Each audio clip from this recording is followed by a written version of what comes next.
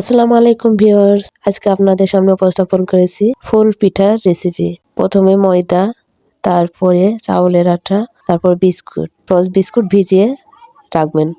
এই পর্যায়ে ময়দা সিদ্ধ করে নেব। ময়দাগুলো ভালোভাবে সিদ্ধ হলে পিঠাও কিন্তু সুন্দর হবে, তাই একটু খেয়াল রাখবেন ময়দাটা যেন ভালোভাবে সিদ্ধ হয়ে যায়। এরপরে ডিম দুটো ও ভেজানো সেই বিস্কুট একসঙ্গে মিক্সার করে ফেটিয়ে নেব। এরপরে ফেটানো সেই মিশ্রণটা সিদ্ধ করা ময়দার মধ্যে দিয়ে ময়ান করে নেব। দিয়ে সুন্দর একটি মসৃণ তৈরি হয়ে যাবে। এরপরে বেলুন দিয়ে বেলে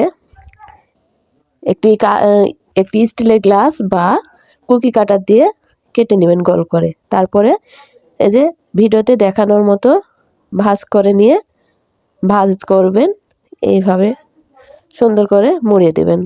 ব্যাস রেডি ফুল পিঠা। এরপরে এই পিঠাগুলো তৈরি হয়ে গেলে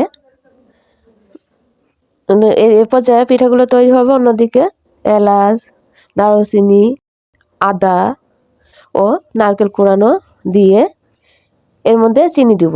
তারপরে পরিমাণ মতো আপনি যেমন মিষ্টি খেতে পছন্দ করেন সেই রকম পানি দিয়ে একটি সেরা করে নিব। অন্য একটি পাত্রে তৈরি করা পিঠাগুলো ভেজে বাদামি হয়ে আসলে তুলে নেব। এরপর সেই শিরাটা অন্য পাত্রে ঢেলে নিয়ে সেখানে শিরার মধ্যে পিঠাগুলো ডুবে আধা ঘন্টা লাগবে পিঠাগুলো ভিজতে। ব্যাস পরিবেশন করুন পরিবারের সকলের সামনে। আমার রেসিপিটি ভালো লেগে থাকলে লাইক, কমেন্ট ও শেয়ার করতে ভুলবেন না। আল্লাহ হাফেজ।